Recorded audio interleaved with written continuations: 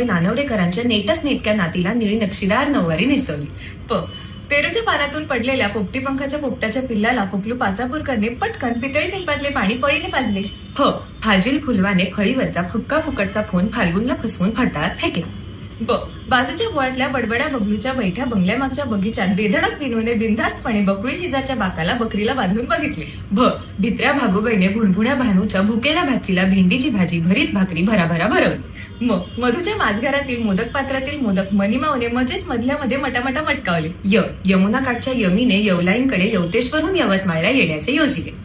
रामपूरचा राजाराम रामपूरच्या राजवाड्यातील रत्नजडित रंगमहालात रम्य रात्री रागेश्री रागाच्या रियाजात रमला.